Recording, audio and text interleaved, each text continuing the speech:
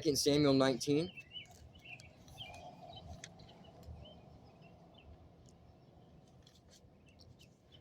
Joab rebukes the king.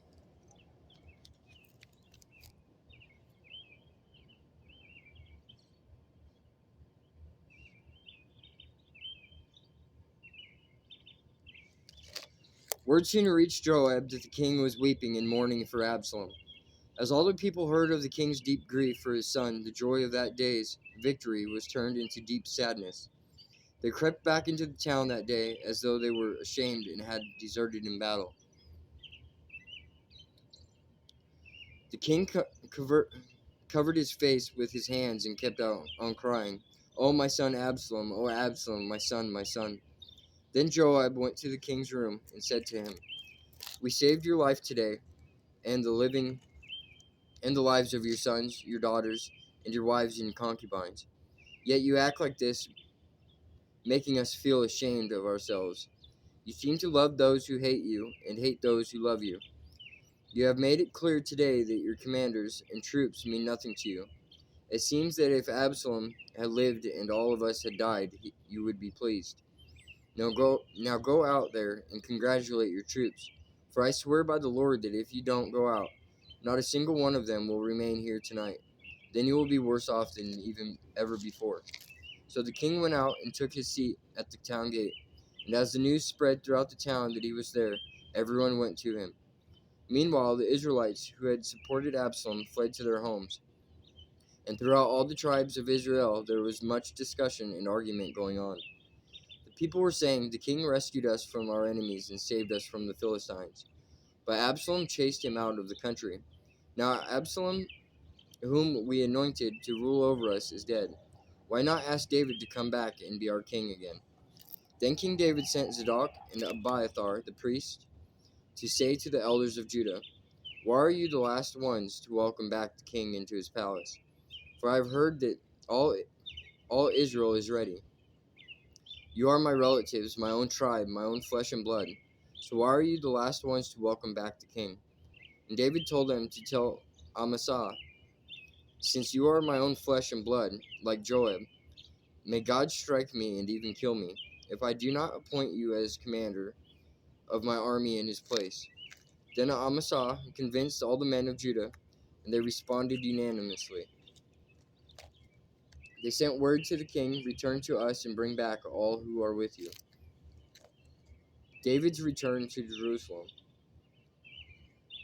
So the king started back to Jerusalem, and when he arrived at the Jordan River, the people of Judah came to Gilgal to meet him and escort him across the river. Shimei, son of Gera, the man from Bahurim and in Benjamin, hurried across with the men of Judah to welcome King David. 1,000 other men from the tribe of Benjamin were with him, including Ziba, the chief servant of the house of Saul, and Ziba's 15 sons and 20 servants. They rushed down to the Jordan to meet the king. They crossed the shallows of the Jordan to bring the king's household across the river, helping him in every way they could. David's mercy for Shimei.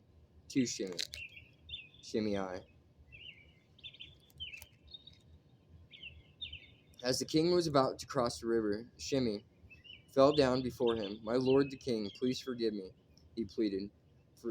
Forget the terrible thing your servant did when you left Jerusalem. May the king put it out of his mind. I know how much I sinned. That is why I have come here today, the very first person in all Israel to greet my lord the king." Then Abishai, son of Zeruiah, said Shimei should die, for he cursed the Lord's anointed king. "Who asked your opinion, you sons of Zeruiah?" David exclaimed. "Why have you become my adversary today? This is not a day for execution, for today I am once again the king of Israel." Then turning to Shimei, David vowed, "Your life will be spared." David's kindness to Mephibosheth. Now Mephibosheth, Saul's grandson, came down from Jerusalem to meet the king. He had not cared for his feet, trimmed his beard, or washed his clothes since the day the king left Jerusalem. "Why didn't you come with me, Mephibosheth?" the king asked him. Mephibosheth replied, "My lord the king, my servant Ziba deceived me. I told him, saddle my donkey so I can go with the king, for as you know, I am crippled. Ziba has slandered me by saying that I refuse to come. But I know that my lord the king is like an angel of God, so do what you think is best. All my relatives and I could expect only death from you, my lord, but instead you have honored me by allowing me to eat at your own table. What more can I ask? You've said enough, David replied. I've decided that you and Ziba will divide your land equally between you. Give him all of it, Mephibosheth said. I am content just to have you safely back again, my lord the king. David's kindness to Barzillai, Barzillai, sorry. Barzillai of Gilead had come down from Rajalim to escort the king across the Jordan. He was very old, 80 years of age, and very wealthy. He was the one who had provided food for the king during his stay in Mahanaim. Come across with me and live in Jerusalem, the king said to Barzillai. I will take care of you there. No, he replied, I am far too old to go with the king to Jerusalem. I'm 80 years old today, and I can no longer enjoy anything. Food and wine are no longer tasty, and I cannot hear the singers as they sing. I would only be a burden to my lord the king. Just to go across the Jordan River with the king is all the honor I need. Then let me return again to die in my own town.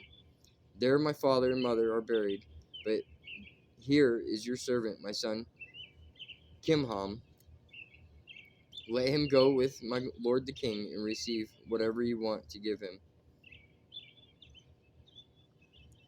Good, the king agreed. Kimham will go with me, and I will help him in any way you would like. And I would do for you anything you want. So all the people crossed the Jordan with the king.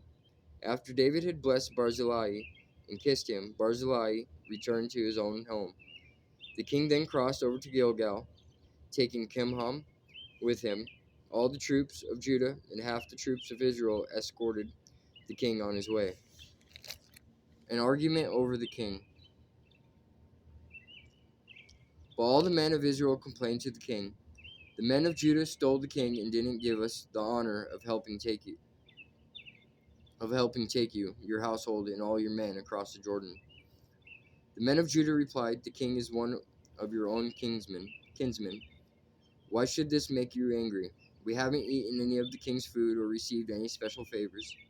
But there are 10 tribes in Israel, the others replied, so we have 10 times as much right to the king as you do. What right do you have to treat us with such contempt? Weren't we the first to speak of bringing him back to be our king again? The argument continued back and forth, and the men of Judah spoke even more harshly than the men of Israel.